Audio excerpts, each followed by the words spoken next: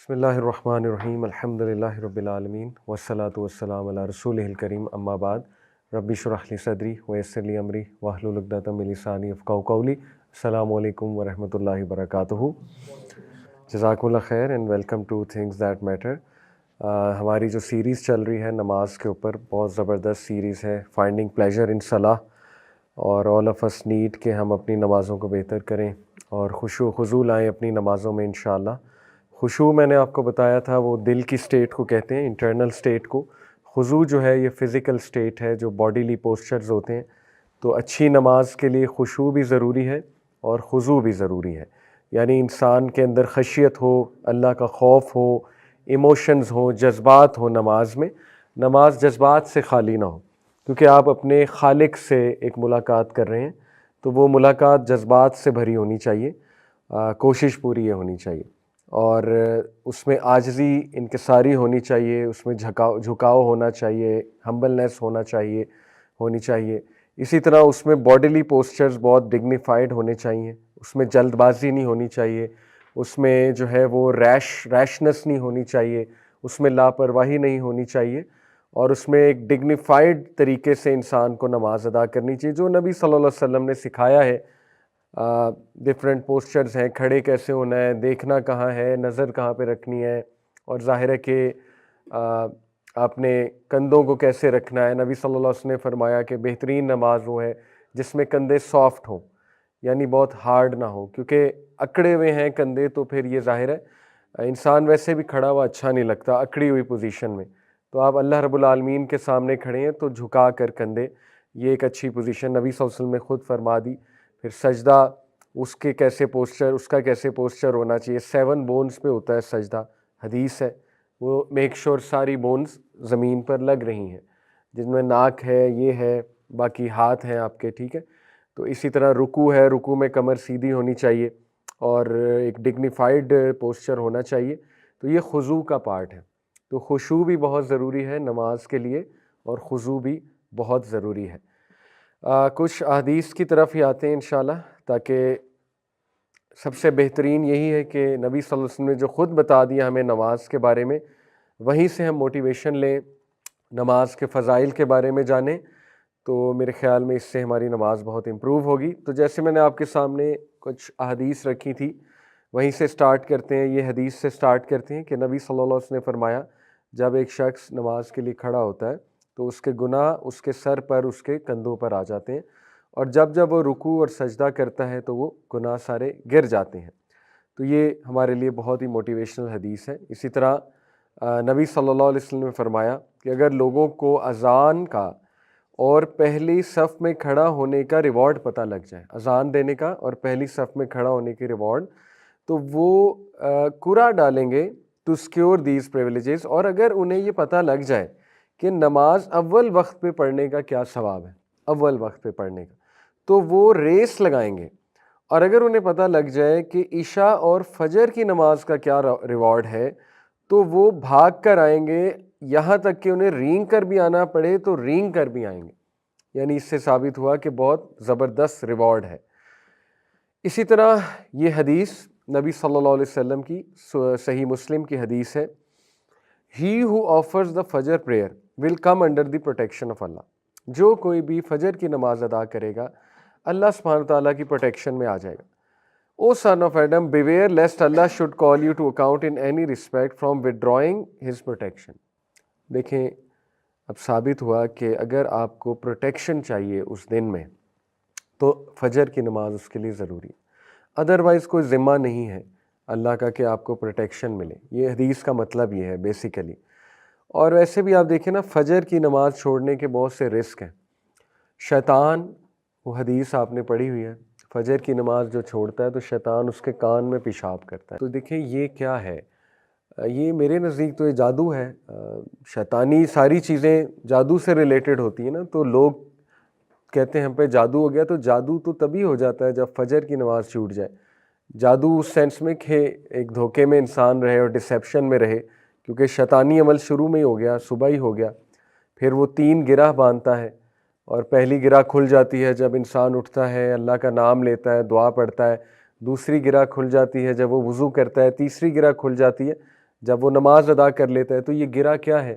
شیطان کی گرہ بھی ایک قسم کا جادو ہی ہے نا۔ تو بہرحال سوچنے کی بات یہ ہے کہ انسان کہتا ہے میری زندگی ٹھیک نہیں چل رہی، میری زندگی میں برکت نہیں ہے یا ڈیفیکلٹیز ہیں لائف میں، تو اسے سوچنا چاہیے کہ فجر کی نماز ہی نہیں پڑھ رہا، تو شیطانی عمل تو ہوگا زندگی میں، ٹھیک ہے۔ ہمارے نبی نے تو بہت کلیئر بتا دیا۔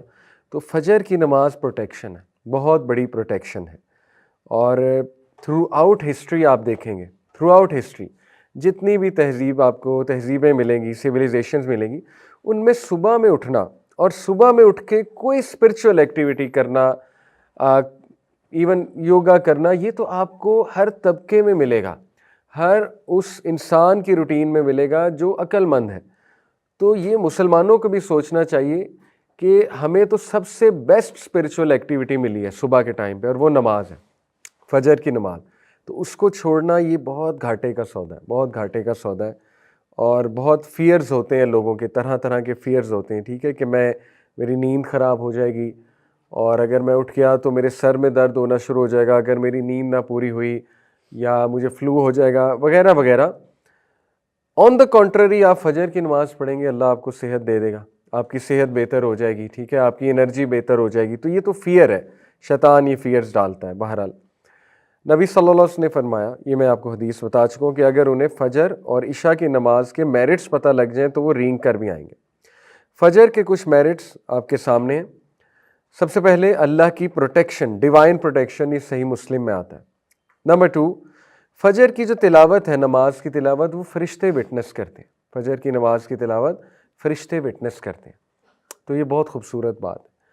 فرشتے آپ کو کھڑا وٹنس کرتے ہیں، آپ کا نام بتاتے ہیں اللہ سبحانہ تعالیٰ کو جا کر واپس، ٹھیک ہے، کہ یہ شخص آیا تھا۔ حدیث میں آتا ہے کہ جب انسان فوت ہوگا اور اس کی روح کو اوپر لے جایا جا رہا ہوگا، فرشتے آئیں گے اس کی روح کو اوپر لے کر جائیں گے، اگر تو نیک روح ہے، ٹھیک ہے، تو فرشتے بڑی خوبصورت شکلوں میں آئیں گے اور سفید لباس پہنا ہوگا، اس کی روح کو پہلے آسمان پہ، دوسرے آسمان پہ، 7 آسمان تک لے جائیں گے۔ ہر آسمان پہ کھڑے فرشتے اس کو سلام کریں گے اس کا نام لے کر۔ اب اسکالرز یہ کہتے ہیں کہ نام کیسے پتہ ہے فرشتوں کو، ٹھیک ہے، جیسے مثال کے طور پہ آپ میں سے کوئی عبداللہ ہے، عبداللہ کا نام لے کے سلام کیا جائے گا۔ آپ میں سے کوئی فاطمہ ہے، فاطمہ کا نام لیا جائے گا کہ سلام ہو آپ پر۔ اب اسکالرز کہتے ہیں فرشتوں کو نام کیسے پتہ ہے آپ کے؟ اسی طرح پتہ ہے، جو بندہ فجر پڑھتا ہے اس کا نام پتہ ہے فرشتوں کو۔ جو بندہ نیک اعمال کر رہا ہے تو فرشتے لے جاتے ہیں نا اس کے عمل اللہ کی طرف، منڈے اور تھرسڈیز کو حدیث میں آتا ہے، تو فرشتوں کو پتہ ہے یہ بندہ کون ہے، کیونکہ عمل پہ نیم ٹیگ لکھا ہوتا ہے، تو فرشتوں کو پتہ ہے یہ وہی روح آ گئی ہے جو یہ عمل کرتی تھی، تو دے نو یور نیم۔ تو یہ بڑی سعادت کی بات ہے، ٹھیک ہے، کہ فرشتے وٹنس کرتے ہیں آپ کے اس عمل کو، فجر پہ کھڑے ہونے کو۔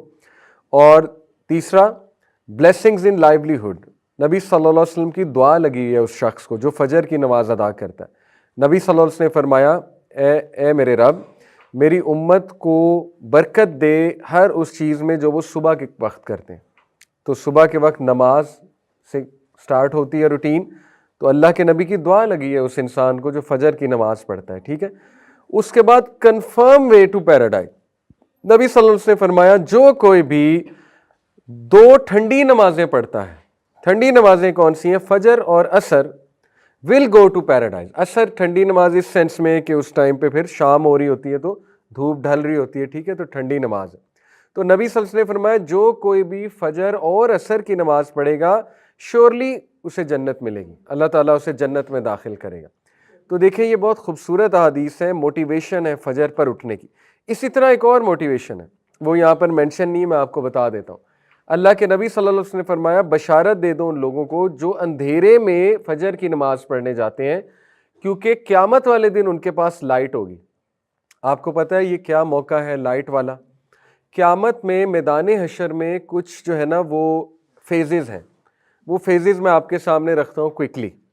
سب سے پہلا فیز جب اللہ ہم سب کو اٹھائے گا، مردوں میں اللہ تعالیٰ روح رکھے گا، دوبارہ سے اٹھائے گا سب کو، تو سب سے پہلے سٹینڈنگ ہے، لوگ بہت دیر تک کھڑے رہیں گے، یعنی پہلے وہ چلیں گے میدان حشر کی طرف، ایک دم سے بوکھلا کر یہ کیا ہو گیا، ہمیں کس نے اٹھا دیا، اور چل کر وہ میدان حشر کی طرف جائیں گے، اور وہاں جا کے وہ بہت دیر تک کھڑے رہیں گے۔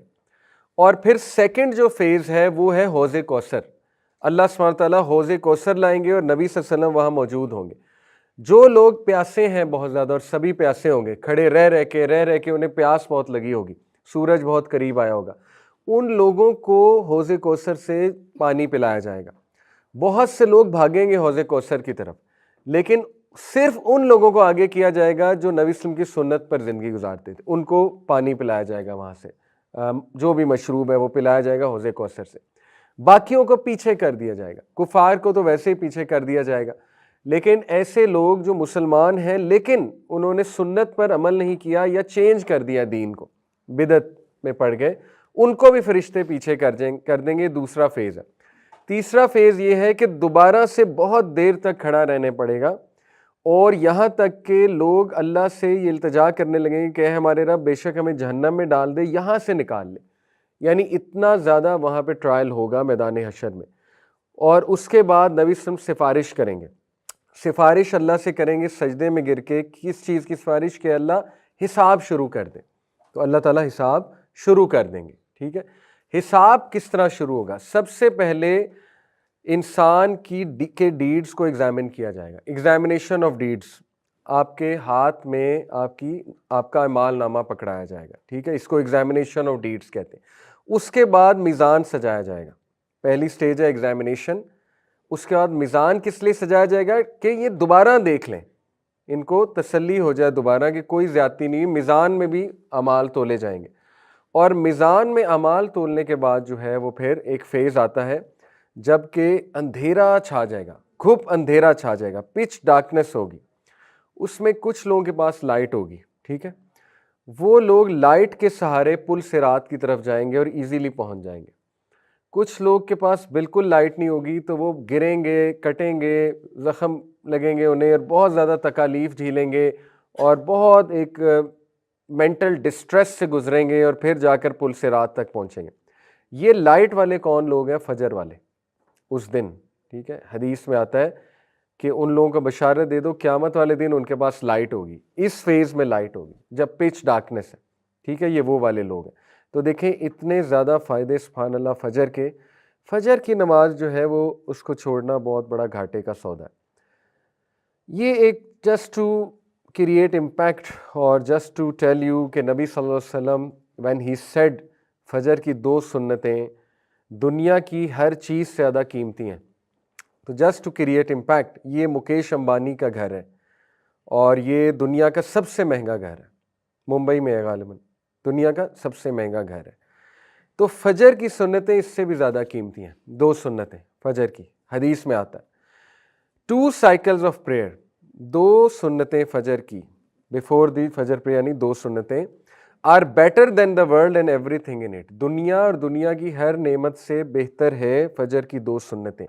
They are both more beloved to me than the entire world. وہ میرے لیے دنیا کی تمام چیزوں سے زیادہ قیمتی ہیں. نبی صلی اللہ علیہ وسلم یہ کہہ رہے. تو دیکھیں کتنا ریوارڈ ہے فجر کی 2 سنتوں میں. ٹھیک ہے. تو یہ ہمارے لیے موٹیویشن ہے کہ فجر کی نماز وہ کیچ کرنا کتنا ضروری ہے.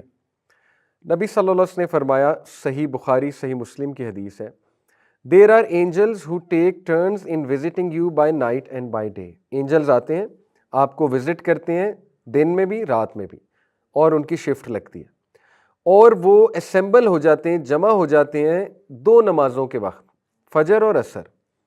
وہ لوگ وہ اینجلز جنہوں نے تمہارے ساتھ رات بتائی ہوتی ہے، رات کے وقت وہ آسمان کی طرف جاتے ہیں اپنے رب کی طرف، اور اللہ سبحانہ تعالیٰ ان سے پوچھتے ہیں کہ تم نے میرے بندوں کو کس سٹیٹ میں پایا؟ وہ کہتے ہیں کہ ہم نے جب انہیں چھوڑا تو وہ نماز ادا کر رہے تھے، اور جب ہم ان کی طرف گئے تو وہ نماز ادا کر رہے تھے. چھوڑا کب؟ یہ عصر کے شام کے ٹائم. اور آئے کب؟ فجر کے ٹائم. تو فجر کے ٹائم بھی کیا دیکھا؟ نماز پڑھ رہے ہیں، اور جب چھوڑا تب کیا کر رہے تھے؟ تب بھی نماز پڑھ رہے تھے. ٹھیک ہے. تو دیکھیں یہ اینجلز کا رپورٹ کرنا آپ کا نام لے کر، یہ بہت بڑا آنر ہے. ٹھیک ہے. اللہ کو بتانا جا کر. قبر کے بارے میں آتا ہے کہ قبر کے ٹرائلز میں سے ایک یہ بھی ہے کہ ایک شخص کو سورج دکھایا جائے گا ڈھلتا ہوا قبر میں، اور جو مومن ہے وہ فرشتوں سے کہے گا منکر نکیر سے کہ رک جاؤ، مجھے عصر کی نماز پڑھنے دو کیونکہ سورج غروب ہو رہا ہے، اس کے لاشعور میں نماز ہوگی، سورج کو غروب ہوتے دیکھے گا، اس کو فکر لگ جائے گی کہ میں نے نماز ادا کرنی۔ فرشتے کہیں گے کہ اب نماز کا ٹائم گزر چکا ہے، آپ کی نمازیں ہو گئیں جو آپ نے پڑھنی تھی۔ تو وہ ایک دم پھر حیران ہوگا، لیکن یہ ایک ٹرائل تھا۔ جو اللہ معاف کرے پڑھتا نہیں ہے اس کو تو احساس بھی نہیں ہوگا نا یہ دیکھ کے، یہ فکر وہی کرے گا جو دنیا میں پڑھ رہا تھا، جس کو فکر ہے کہ میری نماز گزری ہے، میری نماز گزری، وہ پھر قبر میں بھی فکر کرے گا سورج کو غروب ہوتے دیکھا، ٹھیک ہے۔ اسی طرح یہ حدیث اب عصر کی نماز کتنی ضروری ہے۔ اب یہ ایسی حدیث میں آپ کو اس لیے سنا رہا ہوں تزکیے کے لیے، کچھ لوگ ڈی موٹیویٹ بھی ہو جاتے ہیں ایسی حدیث سے، کہتے ہیں کہ دیکھیں جی ہمیں تو پہلے ہی بڑی مشکل ہو رہی نماز پڑھنے میں، آپ ایسی حدیث سنائیں گے تو وہ موٹیویشن رہی صحیح بھی جائے گی۔ دیکھیں ہم سچ بتا رہے ہیں، جو نبی صلی اللہ علیہ وسلم نے بتا دیا وہ ہمیں بتانا چاہیے۔ تو سچ تو یہ ہے کہ اللہ کے نبی صلی اللہ علیہ وسلم نے فرمایا کہ جو کوئی بھی عصر کی نماز جان بوجھ کے چھوڑتا ہے اس کے تمام اعمال نل اور وائڈ ہو جاتے ہیں، اس کے تمام اعمال اللہ نل اور وائڈ کر دیتا ہے، یعنی اتنا بڑا گناہ ہے عصر کی نماز چھوڑنا، ٹھیک ہے۔ ایک اور حدیث میں آتا ہے جس نے عصر کی نماز چھوڑی وہ ایسے ہے جیسے اس کے فیملی والے اس سے لے لیے گئے، یعنی ہی اور she has lost their family members, اس کی تمام چیزیں اس سے لے لی گئیں۔ اب اسلاف بہت زیادہ خیال چونکہ نماز کا کرتے تھے، تو ان میں سے کسی کی نماز اگر عصر کی نکل جاتی تھی فار سم ریزن اور فار ویلڈ ریزن، تو وہ ایک دوسرے سے افسوس کرنے آ جاتے تھے۔ پائس پریڈیسیسرز کی بات، افسوس کرنے والی بات ہے، ٹھیک ہے، اگر عصر نکل جائے تو یہ ہمارے لیے موٹیویشن ہے کہ عصر کی نماز کی خاص حفاظت ہے۔ اور یہ قرآن میں اللہ تعالیٰ نے کہا کہ صلاۃ الوسطیٰ کی خاص حفاظت کرو، بیچ کی، وسط بیچ کو کہتے ہیں نا، بیچ کی نماز عصر کی نماز ہے، عصر کی نماز کی خاص حفاظت کرو۔ تو عصر کی نماز کے بارے میں یہ بھی آتا ہے کہ منافقین کی جو عصر کی نماز ہے وہ ہے جب بالکل سورج غروب ہونے والا ہوتا ہے اور وہ ایک دم سے اٹھتے ہیں اور اٹھ کر جو ہے نا وہ جیسے کرو ہوتا ہے، کرو کے ورڈ غالباً آتے ہیں یا ہین کے ورڈ آتے ہیں مرغی، جیسے وہ چونچ مارتی ہے اور بس وہ سجدے ہو جاتے ہیں اس کے۔ اللہ معاف کرے، دیکھیں یہ احادیث ضروری ہے ہمارے تزکیے کے لیے تاکہ ہم اپنا محاسبہ کریں کہ ہم کہیں اس طرح تو نہیں پڑھ رہے عصر کی نماز کہ منافق والی نماز تو نہیں ہے کہ بالکل جب ٹائم ختم ہونے والا ہے تو ایک دم اٹھے اور وہ پڑھی بھی ایسے کہ جیسے ٹھونگے مارے جاتے ہیں۔ تو اس کو ہم نے بہتر کرنا ہے، اصل میں سنانے کا مقصد یہ ہے انشاءاللہ تزکیہ کرنا ہے اپنا۔ اور اگر پڑھ ہی نہیں رہے اللہ معاف کرے تو پھر دیکھیں وہ حدیث ہے کہ نبی صلی اللہ علیہ وسلم کو ایک خواب دکھایا گیا، اس خواب میں 2 فرشتے نبی صلی اللہ علیہ وسلم کے ساتھ تھے، ان فرشتوں نے نبی صلی اللہ علیہ وسلم کو برزخ کی پنشمنٹس کا ٹور کرایا۔ برزخ کی پنشمنٹس، جب انسان فوت ہو جاتا ہے تو برزخ میں بھی پنشمنٹ ہوتی ہے، ٹھیک ہے۔ تو نبی صلی اللہ علیہ وسلم نے کیا دیکھا کہ ایک شخص ہے، اس کا سر پتھر سے بار بار کچلا جا رہا ہے اور اس کے بعد اس کا سر ری گرو ہوتا ہے اور وہ پھر کچلا جاتا ہے، اس کے بعد وہ پھر ری گرو ہوتا ہے، اس کا سر وہ پھر کچلا جاتا ہے۔ اللہ کے نبی صلی اللہ علیہ وسلم سے یہ حالت دیکھی نہیں گئی، نرم دل تھے بہت ہمارے نبی۔ اللہ کے نبی صلی اللہ علیہ وسلم نے پوچھا یہ کیا ہے، مطلب بہت پریشان ہو گئے۔ فرشتوں نے کہا آپ آگے چلیں آگے چلیں۔ بہرحال وہ پھر اور پنشمنٹس بھی دکھائی گئیں، لیکن بعد میں فرشتوں نے پھر بتایا یہ ساری چیزیں کیا تھیں۔ جہاں تک اس کی بات ہے سر کچلا جا رہا ہے، فرشتوں نے کہا یہ وہ شخص ہے جو نماز کے وقت سو رہا ہوتا ہے، یہ وہ شخص ہے جو نماز کے وقت سو رہا ہوتا ہے، نماز نہیں ادا کرتا۔ دیکھیں اللہ تعالیٰ بہت رحمان اور رحیم ہے، بے شک اللہ چاہے سارے گناہ معاف کر دیں، لیکن آن دی ادر ہینڈ یہ احادیث اس لیے ضروری ہیں کہ ہم اللہ کو مذاق نہ بنا لیں، اللہ کو مذاق میں نہ لے لیں، ٹھیک ہے۔ یعنی اللہ بادشاہ ہے، آپ خود سوچیں کہ آپ ایک سی او سے مذاق تو نہیں کر سکتے نا، آپ ایک بادشاہ سے کو مذاق تو نہیں لے سکتے، اس کی باتوں کو، اس کی وارننگز کو یہ کہہ کہ نہیں وہ تو بہت رحم دل ہے، بہت رحم دل ہے، وہ تو معاف کر دے گا۔ معاف کر دے ایک الگ بات ہے، لیکن آن دی ادر ہینڈ انجام بھی بتا دیا گیا، تو اس انجام سے پناہ مانگنی چاہیے اور اپنا تزکیہ کرنا چاہیے اور موٹیویشن لینی چاہیے کہ اگر ہم نمازوں کے ٹائم پہ سو رہے ہیں تو ہمیں اس حدیث سے اپنا تزکیہ کرنا چاہیے۔ یہ ہے مقصد ایسی حدیث کا۔ یہ حدیث نبی صلی اللہ علیہ وسلم نے فرمایا جو کوئی بھی اپنے آپ کو پیوریفائی کرتا ہے وضو کر کے گھر میں اور پھر اللہ کے گھر کی طرف جاتا ہے، مسجد کی طرف جاتا ہے ایک فرض نماز ادا کرنے، تو ہر ایک قدم پہ اس کا ایک گناہ معاف ہوتا ہے، اور دوسرے قدم پہ اس کا درجہ بلند ہوتا ہے۔ درجہ کہاں بلند ہوتا ہے؟ جنت میں۔ دیکھیں اللہ نے فیکٹری لگائی ہے گناہ معاف کرنے کی، وضو کیے گناہ معاف، مسجد کی طرف جا رہے ہیں گناہ معاف ہو رہے ہیں، نماز پڑھ رہے ہیں گناہ معاف ہو رہے ہیں، نماز کے بعد بیٹھ کے ذکر کر رہے ہیں گناہ معاف ہو رہے ہیں، اور کیا چاہیے؟ اللہ کتنا رحمان و رحیم ہے، مطلب ہر چیز پر گناہ معاف ہو رہے ہیں، ٹھیک ہے؟ تو یہ بھی ہمارے لیے بہت زیادہ موٹیویشنل حدیث ہے اور بہت خوبصورت حدیث ہے کہ جتنا پیدل چل کے جائیں گے اتنا ثواب ہے۔ سبحان اللہ، بڑی اچھی بات ہے، تو واک بھی ہو جائے گی اور ثواب مل رہا ہے، ایک ایک قدم پہ ثواب مل رہا ہے، گناہ معاف ہو رہا ہے، اور اللہ تعالیٰ ایلیویٹ کر رہا ہے آپ کے رینک کو۔ اب دیکھیں کئی لوگ ہیں جن کی زندگی میں کوئی ڈیفیکلٹی آتی ہے، مسئلہ چل رہا ہوتا ہے، سمپل فارمولا، ان کو چاہیے کہ وہ اعمال کرنا شروع کر دیں جو اللہ کو پسند ہے، اللہ کے فیوریٹ بن جائیں، انشاءاللہ مسائل کو اللہ سنبھال لے گا، سمپل فارمولا ہے۔ تو یہ ہیں وہ اعمال جو اللہ کے فیوریٹ ہیں، مسجد میں واک کر کے جانا، بیٹھنا مسجد میں جا کر، ذکر کرنا نماز کے بعد، یہ تو اللہ کے فیوریٹ اعمال ہیں، تو ان کو آپ اپنا لیں انشاءاللہ۔ صدقہ خیرات کریں، چیریٹی کریں، علم کے ساتھ جڑ جائیں، کلاسز میں آنا شروع کریں، یہ سارے اعمال اللہ کے فیوریٹ اعمال ہیں، انشاءاللہ اللہ تعالیٰ آسانی پیدا کرے گا آپ کی لائف میں۔ اوکے، یہ صحیح حدیث ہے ترمذی کی اور ابو داؤد کی، میں نے آپ کو سنائی۔ نبی صلی اللہ علیہ وسلم نے فرمایا کنوے گلیڈ ٹائڈنگز، بشارت دے دو کن کو؟ جو چل کر واک کر کر مساجد کی طرف جاتے ہیں ڈارکنیس میں، اور یہ عورتوں پہ بھی اپلائی ہوتی ہے، عورتیں گھر میں پڑھتی ہیں انشاءاللہ ان پہ بھی اپلائی ہوتی ہے کیونکہ وہ بھی ڈارکنیس میں اٹھتی ہیں، ٹھیک ہے؟ For they will be given full light on the day of resurrection, full light دی جائے گی انہیں قیامت والے دن، اس فیز میں جب لائٹ کی بہت اشد ضرورت ہوگی۔ صحیح بخاری کی حدیث ہے، اللہ کے نبی صلی اللہ علیہ وسلم نے فرمایا اینجلز، ملائکہ تمہارے لیے دعائیں کرتے ہیں ایز لانگ ایز تم اس جگہ پر بیٹھے رہتے ہو جہاں پہ تم نے نماز پڑھی، یعنی مصلی پر، اور بیٹھ کر وضو کی اسٹیٹ میں، اور بیٹھ کر ذکر کرتے رہتے ہو۔ فرشتے کیا کہتے ہیں؟ اے اللہ اسے معاف کر دے، اے اللہ اسے معاف کر دے، اے اللہ اسے معاف کر دے۔ دا quickest way to get فارگیون from اللہ از دس۔ کفارات 3 ہیں، کفارات ہوتے ہیں ایسے اعمال جن سے گناہوں کا کفارہ ہوتا ہے، حدیث میں مینشن ہے۔ پہلا کفارہ ہے کفارات میں سے وہ شخص جو سردی کے موسم میں وضو کرتا ہے، اللہ اس کے گناہ مٹا دیتا ہے، فرشتے اس کے لیے استغفار کرتے ہیں۔ کفارات سے مراد ہے جب فرشتے آپ کے لیے دعا کرتے ہیں، ٹھیک ہے؟ وہ شخص جو سردی میں ڈیفیکلٹی میں وضو کرتا ہے، چاہے گرم پانی سے کرے لیکن ڈیفیکلٹی تو ہے نا، ٹھنڈے سے تو اور ڈیفیکلٹ ہے، لیکن یہ نہیں کہ بیمار ہو جائے۔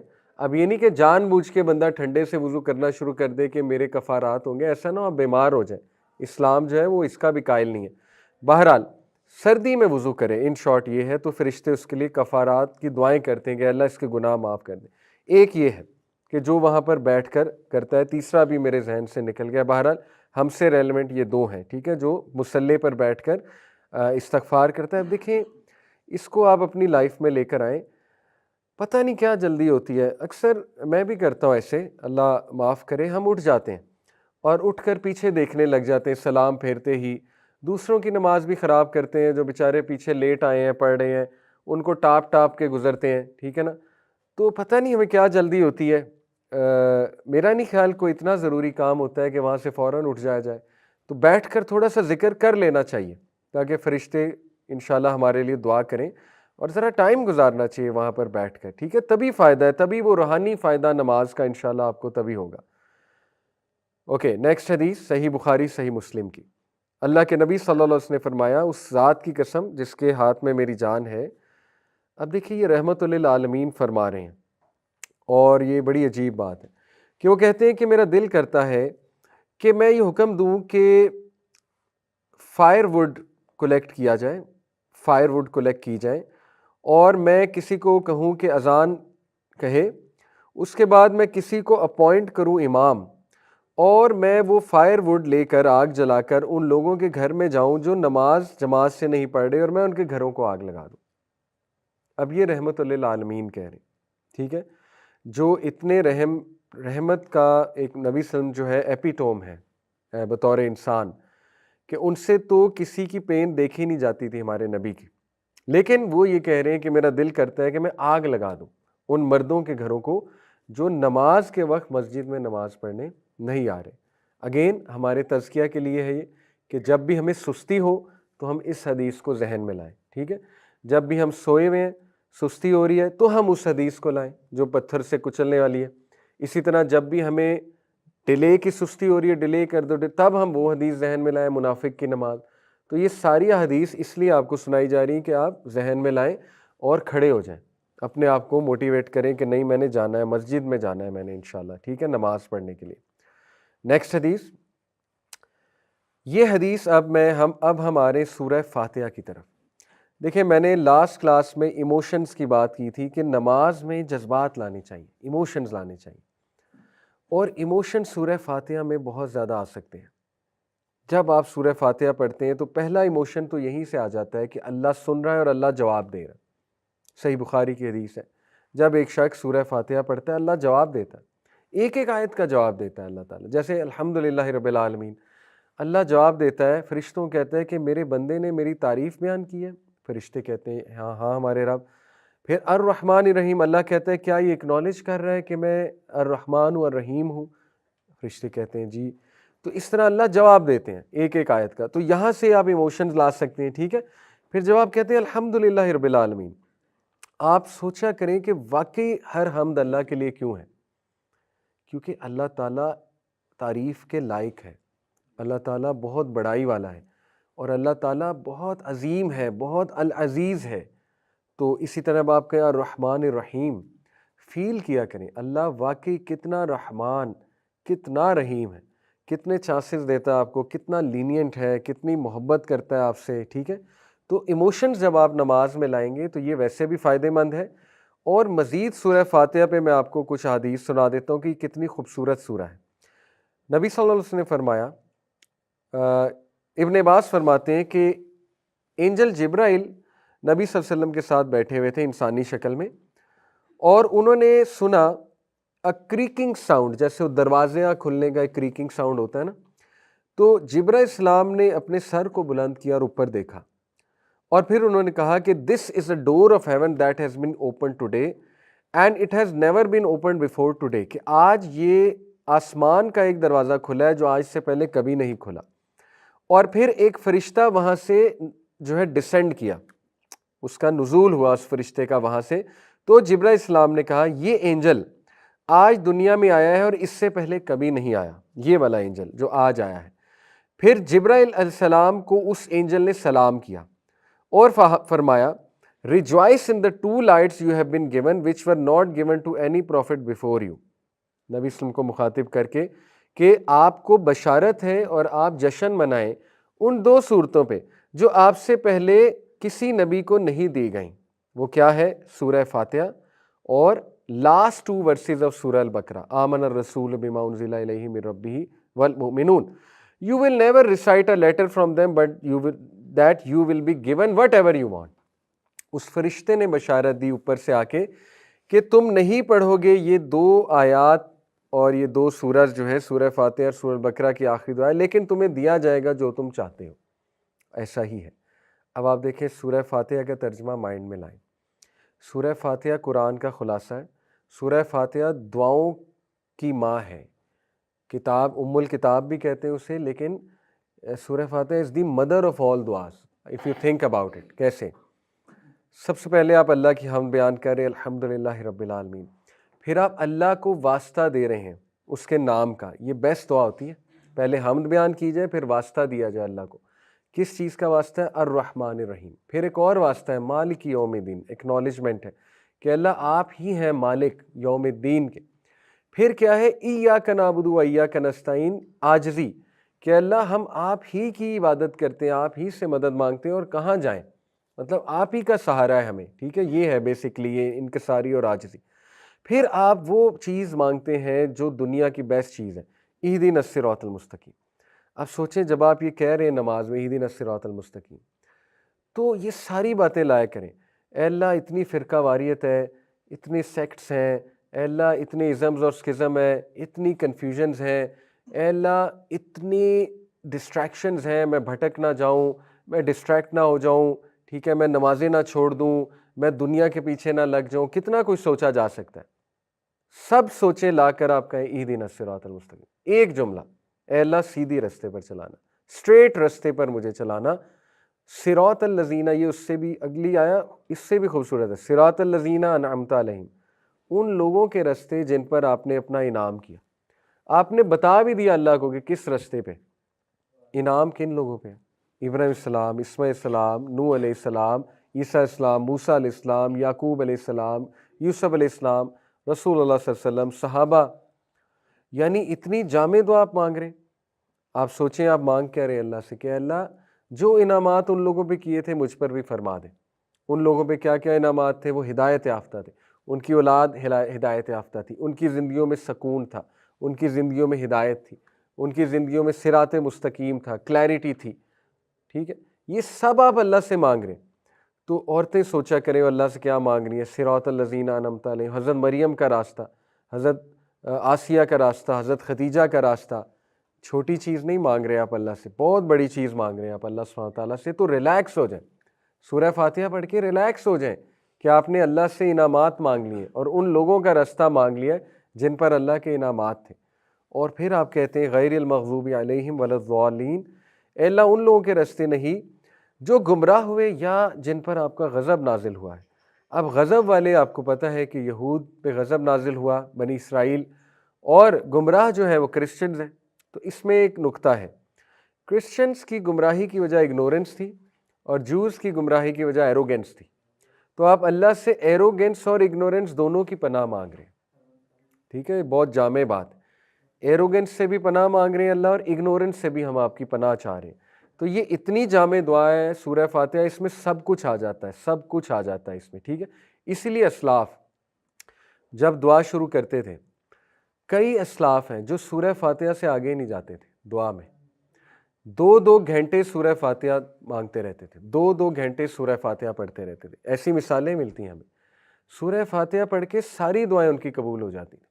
ٹھیک ہے، اتنی جامع ہے سورہ فاتحہ. اسی طرح کئی اسلاف درود ابراہیمی سے آگے نہیں جاتے تھے. ایک صحابی نبی صلی اللہ علیہ وسلم کے پاس آئے، کہا یا رسول اللہ دعا میں کتنا درود پڑھوں؟ ابھی میری دعا میں 1/4 پورشن درود ہوتا ہے. یعنی اگر میری دعا لیٹ سے 5 منٹ کی ہے تو 5 منٹ کا 1/4 کیا ہوا؟ 1.25 منٹ یا 1 منٹ. تقریباً 1 منٹ درود پڑھتا ہوں. 1 منٹ میں بندہ کتنے درود پڑھ لیتا ہے؟ 7-8 بار. ٹھیک ہے، نبی صلی اللہ علیہ وسلم نے کہا بڑھا دو. نیکسٹ ٹائم آیا، کہا یا رسول اللہ اب میرے دعا میں ہاف ٹائم درود ہوتا ہے. نبی صلی اللہ علیہ وسلم نے کہا بڑھا دو. پھر کہا یا رسول اللہ اب 75% درود ہوتا ہے. نبی صلی اللہ علیہ وسلم نے کہا بڑھا دو. پھر آیا تو کہا یا رسول اللہ میں تو پڑھتا ہی درود ہوں دعا میں. اللہ کے نبی نے کہا اگر یہ صحیح ہے تو اللہ تیری تمام دعائیں ویسے ہی قبول کر دے گا. کانٹیکس یہ حدیث کا، تیری مشکلیں دور کر دے گا، تجھے ریلیف دے دے گا ہر مسئلے سے. درود ابراہیمی اور سورہ فاتحہ یہ سیکرٹ کوڈ ہے دعا کا. ٹھیک ہے، اسی لیے میں آپ کو بتا رہا ہوں جن کو پتہ ہے دعا کا صحیح فلسفہ وہ تو سورہ فاتحہ اور درود ابراہیمی سے آگے نہیں جاتے تھے. ہمارے اسلاف کی بات کر رہا ہوں، کیونکہ دے نیو کہ یہ پڑھ کے سارے کام ویسے ہی ہو جانے. ٹھیک ہے، بہرحال باقی دعائیں کر سکتے ہیں، کوئی حرج نہیں ہے، لیکن سورہ فاتحہ از امیزنگ. سورہ فاتحہ جو ہے یہ شفا بھی ہے. سورہ فاتحہ میں اپنے بیماروں پہ، مریضوں پہ سورہ فاتحہ پڑھو، حدیث ہے نبی صلی اللہ علیہ وسلم کی. تو اٹ از امیزنگ سورہ فاتحہ جو ہے. اس کے بعد یہ حدیث بھی بہت خوبصورت ہے. نبی صلی اللہ علیہ وسلم جو ہے، انس بن مالک کہتے ہیں کہ اللہ کے نبی صلی اللہ علیہ وسلم کے ساتھ میں ایک جرنی پر تھا، اور and it descended from his riding animal as a man among his companions are walking by side. Prophet صلی اللہ علیہ وسلم اس کی طرف مڑے اور کہا کیا نہ میں تمہیں بتاؤں گریٹسٹ آف دا قرآن، سب سے عظیم چیز قرآن کی. فرمایا الحمد للہ رب العالمین، یہ قرآن کی سب سے گریٹسٹ ورس، گریٹسٹ. تو سورہ فاتحہ وی آر گفٹڈ، کسی نبی کو نہیں ملی سورہ فاتحہ. یہ آ رہا ہے حدیث میں آیا نا، ایک اینجل نے آ کے بتایا آپ سے پہلے کسی نبی کو نہیں ملی. یہ آپ کے لیے گفٹ ہے، آپ کی امت کے لیے خاص گفٹ ہے سورہ فاتحہ. ایک اور حدیث اسی طرح کی ہے. اللہ کے نبی صلی اللہ علیہ وسلم نے ان کا ہاتھ پکڑا، یہ صحابی ہیں. Shall I not teach you the greatest chapter in the Quran before you leave the mosque. نبی نے ان کا ہاتھ پکڑ لیا اور کہا did you not say that you would teach me the greatest. یہ صحابی نے کہا کہ یا رسول اللہ آپ نے کہا تھا بتائیں گے تو بتائیے. تو نبی صلی اللہ علیہ وسلم نے کہا الحمد للہ رب العالمین which are the 7 oft repeated verses in the great Quran given to me. تو اس سورہ فاتحہ کے بارے میں حدیث ہے. اسی طرح یہ حدیث ابی بن کعب وہ رپورٹ کرتے ہیں، نبی صلی اللہ علیہ وسلم نے فرمایا how do you recite in prayer? ابی نے کہا I recite the foundation of the book, سورہ الفاتحہ. پروفیٹ صلی اللہ علیہ وسلم said by the one in whose hand is my soul nothing like it has ever been revealed in the Torah nor in the gospel یعنی کہ انجیل nor the Psalms یعنی کہ زبور nor the فرقان، یہ بھی صحیفے ہیں. Verily they are the 7 oft repeated verses and the great Quran given to me. اس جیسی نہیں نازل ہوئی، کبھی نہیں نازل ہوئی in terms of فضیلت، in terms of wording, in terms of everything. تو سورہ فاتحہ گفٹ ہے اللہ سبحانہ تعالیٰ کی طرف. اب یہ بحث آتی ہے فقہی، اگر اگر ہم فقہ کے پرسپیکٹیو سے بات کریں، سورہ فاتحہ امام کے پیچھے پڑھنی چاہیے کہ نہیں پڑھنی چاہیے. ٹھیک ہے، اس میں ڈفرینٹ اسکول آف تھاٹس ہیں. امام ابو حنیفہ کے نزدیک، یعنی ان کے اسٹوڈنٹس کے نزدیک بیسیکلی امام ابو یوسف جو حنفی اسکول آف تھاٹ ہے، وہ کہتے ہیں کہ جو ہر نماز جو آپ امام کے پیچھے پڑھیں گے آپ کو ضرورت نہیں ہے سورہ فاتحہ، چاہے وہ سری ہے یا جہری نماز ہے، یعنی سائلنٹ اور لاؤڈ نمازیں. عصر اور ظہر سائلنٹ نمازیں، باقی 3 لاؤڈ نمازیں. وہ کہتے ہیں کسی بھی نماز میں آپ نہ پڑھو، امام کی ہی سورہ فاتحہ آپ کی سورہ فاتحہ ہے. ٹھیک ہے، یہ حنفی اسکول آف تھاٹ ہے. باقی امام مالک کا جو اسکول آف تھاٹ ہے وہ یہ ہے کہ لاؤڈ نمازوں میں نہ پڑھیں اور سائلنٹ نمازوں میں پڑھیں. ٹھیک ہے، یہ امام مالک کا اسکول آف تھاٹ ہے. امام شافعی اور امام احمد بن حنبل دونوں کا اسکول آف تھاٹ ہے کہ پڑھنی ہے، اور کب پڑھنی ہے اصل میں وہ پھر اماموں کی بھی ٹریننگ وہی کرتے ہیں. امام شافعی کے اسکول آف تھاٹ میں امام کو چاہیے کہ سورہ فاتحہ بہت ٹھہر ٹھہر کے پڑھے. اور آپ نے جو شافعی امامز ہیں، کبھی آپ عرب کنٹریز میں گئے ہیں تو وہ سورہ فاتحہ اسی طرح پڑھتے ہیں، جیسے الحمدللہ رب العالمین کے بعد وہ سائلنٹ ہو جاتے ہیں 3-4 سیکنڈ کے لیے. کیوں؟ کیونکہ ان کا اسکول آف تھاٹ ہے کہ پیچھے والے پڑھ لیں تاکہ ٹکراؤ نہ ہو. کیونکہ قرآن میں آتا ہے نا کہ جب قرآن پڑھا جا رہا ہو تو آپ نہ بولو. تو اس حدیث کو لے کے بھی امام ابو حنیفہ اور ان کے اسٹوڈنٹس کہتے ہیں نا کہ سورہ فاتحہ جب پڑھی جا رہی تو آپ پیچھے کیوں ریپیٹ کر رہے ہو؟ ٹھیک ہے، ٹکراؤ آ رہا ہے نا قرآن سے. تو اس کو خیر امام بخاری نے اس کا جواب دیا ہے. امام بخاری اس کے قائل تھے نا کہ ہر نماز میں آپ نے پڑھنی ہے، تو اس کا جواب انہوں نے یہ دیا تھا نا کہ ایکسیپشن از دیئر، یعنی کچھ احادیث میں جب خود ہی ایکسیپشن مل جائے ہمیں تو وہ حکم لاگو نہیں ہوتا جو قرآن کا سورہ الاعراف میں حکم ہے نا کہ جب قرآن پڑھا جا رہا ہو تو خاموشی سے سنو تاکہ تم پہ رحم کیا جائے. یہ ہے وہ آیا. تو وہ یہ کہتے ہیں کہ دیکھیں سورہ فاتحہ اس کی ایکسیپشن ہے کہ وہ آپ نے پڑھنی ہے امام کے پیچھے، لیکن اس کا بیسٹ طریقہ ہے کہ امام، اس کے 2 طریقے ہیں. ایک امام شافعی والا کہ امام خود ٹھہر ٹھہر کے پڑھے. پاکستانی مساجد میں کچھ امام ہیں ٹھہر ٹھہر کے پڑھتے ہیں، آپ نے نوٹ کیا ہوگا. شاید وہ اسی لیے اس طرح کرتے ہیں کہ پیچھے کچھ لوگ اگر پڑھ رہے ہیں تو وہ ساتھ پڑھ لیں. دوسرا طریقہ ہے کہ جب امام پڑھ چکا ہو تو پھر آپ پڑھ لیں. وہ بھی کچھ امام کرتے ہیں کہ وہ سورہ فاتحہ پڑھنے کے بعد 5-6 سیکنڈ چپ رہتے ہیں. ٹھیک ہے، اور سورہ اگلی سٹارٹ نہیں کرتے، وہ بھی اس لیے کہ پیچھے والے پڑھ لیں. لیکن ہمارے ہاں آپ کو پتہ ہے زیادہ تر مساجد میں سورہ فاتحہ بہت تیز پڑھی جاتی ہے اور اس میں کوئی گیپ نہیں دیا جاتا، اور نہ ہی سورہ فاتحہ کے بعد سورہ میں کوئی گیپ دیا جاتا ہے، فوراً سورہ شروع ہو جاتی. اس کیس میں کیا کریں؟ اس کیس میں پھر مجبوری ہے. دیکھیں میں جس اسکول آف تھاٹ کا قائل ہوں میں اپنا بتا دیتا ہوں. میں اس کا قائل ہوں کہ ہر نماز میں پڑھنی چاہیے، چاہے لاؤڈ ہو چاہے سائلنٹ ہو. ٹھیک ہے، باقی امام مالک کا اسکول آف تھاٹ کچھ لوگ ان کو فالو کرتے ہیں، امام مالک کو، اور کافی مزید ائمہ کرام ان کی بھی رائے امام مالک والی ہے کہ یہ والی رائے معتدل ہے. لیکن پرسنلی اسپیکنگ میرے مطابق یا جتنے اسکالر سے میں نے پوچھا ہر نماز میں سورہ فاتحہ پڑھ لینی چاہیے. ٹھیک ہے، سری ہو یا جہری ہو. اب سوال یہ پیدا ہوتا ہے کہ وہ ایک حدیث ہے، نبی صلی اللہ علیہ وسلم نے فرمایا کہ ایک صحابہ پڑھا کرتے تھے نا اللہ کے نبی کے پیچھے سورہ فاتحہ فجر کی نماز میں. نبی صلی اللہ علیہ وسلم نے پوچھا کہ یہ کیا کرتے ہو تم لوگ؟ تو صحابہ نے فرمایا ہم آپ کے پیچھے پڑھتے ہیں. تو نبی صلی اللہ علیہ وسلم نے فرمایا کہ آپ جو ہے وہ ابو ہریرہ کے غالباً یہ قول ہے کہ دل میں پڑھ لیا کرو، نفس میں پڑھ لیا کرو، یا نبی صلی اللہ علیہ وسلم کے الفاظ ہیں، ابھی میرے سامنے سوری وہ حدیث نہیں ہے. کچھ لوگ اس کو کوٹ کرتے ہیں، کہتے ہیں دیکھیں یہاں پہ منع فرما دیا. ٹھیک ہے، منع نہیں فرمایا اصل میں. نفس، یہ جو اسکالرز اس کے قائل ہیں کہ امام کے پیچھے آپ نے پڑھنی، وہ یہ کہتے ہیں کہ یہاں جو نفس سے مراد ہے، نفس میں پڑھ لیا کرو، اس سے مراد ہے محاورتاً آہستہ پڑھ لیا کرو، اونچی نہ پڑھا کرو کہ امام نہ ڈسٹرب ہو. یہ بات ہے اصل میں. منع جو فرمایا گیا تھا وہ یہ تھا کہ اونچی نہ پڑھو تاکہ امام نہ ڈسٹرب ہو. نفس کے اندر پڑھو سے مراد ہے آہستہ پڑھا کرو. اس سے یہ مراد نہیں ہے کہ دل میں، دیکھیں نا، اگر دل میں پڑھنا ہے تو پھر باقی نماز بھی آپ دل میں پڑھیں. پھر امام کے پیچھے آپ سبحانہ ربی الاعلیٰ بھی نہ کہیں، پھر تو یہ بھی بات بنتی ہے نا، وہ بھی پھر دل میں کہیں. اس طرح پھر آپ اتحیہ بھی نہ پڑھیں، وہ بھی امام کے پیچھے پڑھیں. اور پھر آپ خود سوچیں کہ جماعت میں تو نماز پڑھنی ہے. اب according to, with all due respect, Imam Abu Hanifa کا جو اسکول آف تھاٹ ہے، according to Hanafi school of thought, اگر آپ ساری عمر باجماعت نماز پڑھ رہے ہو، اس کا مطلب آپ نے فرض نماز میں سورہ فاتحہ کبھی پڑھی نہیں. تو یہ تو ویسے بھی بات عجیب نہیں لگتی کہ اگر آپ فرض نماز پڑھ رہے ہو، ہاں جو 4 رکعت ہے اس میں بعد میں بھی نہیں پڑھنی آپ نے، کیونکہ وہ سائلنٹ ہو گیا تو تب بھی نہیں پڑھنی، کیونکہ وہ بھی امام کے پیچھے آپ کی بھی ہو رہی. اس کا تو مطلب ہے کہ آپ نے ٹیکنیکلی سورہ فاتحہ کبھی پڑھی ہی نہیں فرض نماز میں. تو یہ تو عجیب لگتا ہے اگر جماعت سے پڑھی ہے. اس لیے میرے خیال میں کہ وہ ویو ویک ہے، وہ ویک بھی ہے اور رسک بھی ہے بہت بڑا. تو آج جو معتدل اوپینین ہے وہ ایک امام مالک کا کہا جاتا ہے، اور سیفسٹ اوپینین آئی بلیو یہ ہے کہ آپ پڑھ لیں. اور انشاءاللہ اللہ نوز کہ آپ پڑھنا چاہ رہے ہیں تو امام کے پیچھے آپ پڑھ لیں. اب امام گیپ نہیں دے رہا تو اس سے ریکویسٹ کی جا سکتی ہے مے بی امام سے کہ اگر آپ موقع دیں ہم پیچھے آپ کے پڑھ لیں. امام کو فیڈ بیک دی جا سکتی ہے، لیکن میرے خیال میں سورہ فاتحہ جو ہے وہ پڑھ لینی چاہیے. تو یہ ایک فقہی پوائنٹ اس کے بارے میں، سورہ فاتحہ کے بارے میں جو ہے وہ ہمیں ملتا ہے. تو باقی انشاءاللہ آگے کی جو نماز ہے اس کو ہم ٹرانسلیشن کے ساتھ انشاءاللہ پڑھیں گے، سیکھیں گے.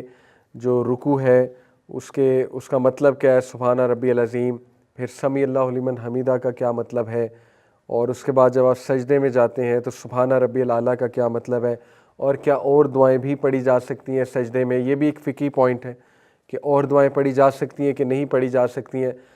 پہلی تو بات، فرض نماز میں اردو میں دعا نہیں کی جا سکتی، نہ کسی اور لینگویج میں، عربی میں ہی کرنی ہے فرض نماز میں، ٹھیک ہے. باقی یہ کہ آپ مزید دعائیں بالکل کر سکتے ہیں، قرآنک دعاز بھی کر سکتے ہیں سجدے میں فرض نماز میں، لیکن بہتر یہ ہے کہ وہ کریں جو اللہ کے نبی نے سکھائی ہیں. وہ 7-8 دعائیں ہیں. سبحانہ ربی الاعلیٰ 3 بار، آڈ ٹائمز از بیٹر، 3 5 7 9، کیونکہ اللہ کو وطر پسند ہے، آڈ پسند ہے، ٹھیک ہے. اس کے بعد سبحانک اللہم ربنا و بحمدک اللہم اغفر لی، یہ سکھایا. یہ 1 بار بھی ٹھیک ہے، 3 بار بھی ٹھیک ہے، 5 بار بھی ٹھیک ہے. اسی طرح سجدے میں اللہم اغفر لی ذنبی کلہ دکہ و جلہ، بہت خوبصورت دعا ہے. اے اللہ میرے گناہ معاف فرما، اللہم اغفر لی ذنبی، اے اللہ میرے گناہ معاف فرما، کلہ تمام کے تمام، دکہ و جلہ چھوٹے اور بڑے، اسمال اینڈ لارج، و اولہ و آخرہ پچھلے اور آنے والے، یعنی ہر گناہ، پچھلے پاسٹ کے، آنے والے جو میں نے آگے کرنے، و علانیتہ و سرہ، جو اعلانیہ کیے اور جو چھپ کر کیے وہ بھی ہے. بہت خوبصورت دعا ہے. تو یہ بھی سجدے میں پڑھی جاتی ہے. اسی طرح اللہم انی اسألک بانی اشہد انک انت اللہ الاحد الصمد الذی لم یلد ولم یولد ولم یکن لہ کفوا احد، یہ بھی پڑھا کرتے تھے ہمارے نبی صلی اللہ علیہ وسلم.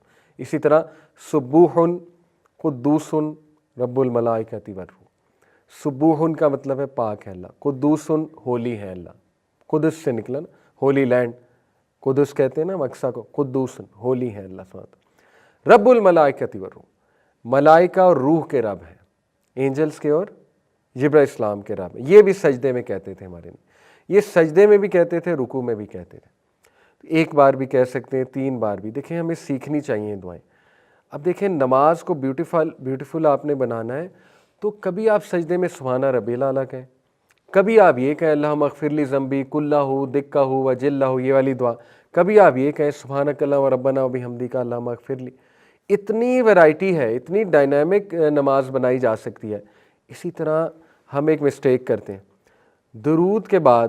یہ ہماری ایک معاشرے میں پتہ نہیں یہ کہاں سے چیزیں آئی ہیں کہ اصل میں دعا قبول ہوتی ہے نماز میں، سجدے میں اور نماز کے دوران. درود کے بعد دعا قبول ہوتی ہے، حدیث ہے اتحیہ میں درود کے بعد دعائیں کرو. صحابہ کہتے ہیں نبی صلی اللہ علیہ وسلم اتنی دعائیں کرتے تھے درود کے بعد کہ ہم کہتے تھے سلام پھیرنا بھول گئے. نبی صلی اللہ علیہ وسلم سلام پھیرنا بھول گئے.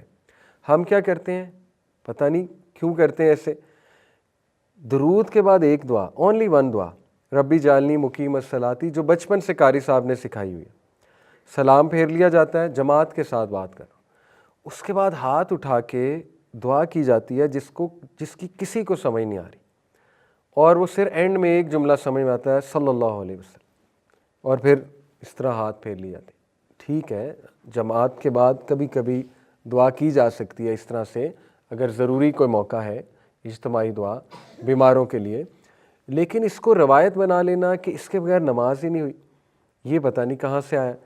اس طرح کی باتیں اکثر آپ کو بزرگ ڈانٹ دیتے ہیں کہ تم نے دعا نہیں کی. بھئی نماز ساری کی ساری دعائیں، کیا مطلب دعا نہیں کی ساری؟ بلکہ لوگ ڈسٹرب ہوتے ہیں. نماز کے بعد تو اذکار ہے، نماز کے بعد تو اچھے خاصے اذکار ہیں، 9-10 اذکار ہیں. سب سے پہلے اس میں کہتے تھے اللہ اکبر، استغفر اللہ استغفر اللہ استغفر اللہ، پھر اللہم انت السلام ومنک السلام تبارک، پھر ربی اعنی علی ذکرک و شکرک و حسن، پھر لا الہ الا اللہ وحدہ لا شریک لہ. 9-10 اذکار ہیں نماز. پھر تسبیح ہے، تسبیح فاطمہ. تو وہ کریں کہ ایک دم ہاتھ اٹھا کے سب کے ساتھ شریک ہو کے دعا کریں، تو یہ مناسب نہیں ہے، اور یہ ایک روایت بن چکی ہے.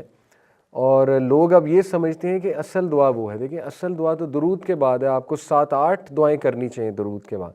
چلیں 2-3 کر لیں. اور یہ خوبصورتی ہے نماز کی.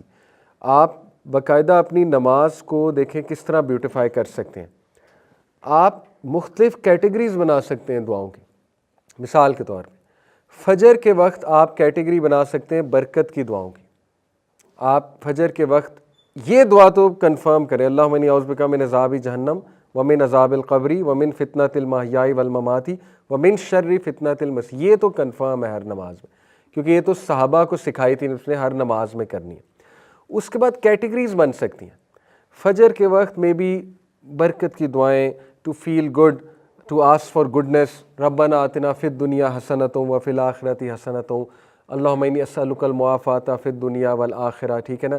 اللہم علم اکثر مالی و ولدی و بارک لی فیما اعطیتنی وقت الحیاتی علی طاعتک، یہ برکت کی دعائیں. ظہر پہ کیٹیگری بنائی جا سکتی ہے استقامت کی دعائیں، اللہم اہدنی وسددنی، اللہم انی اسألک الہدی والسداد.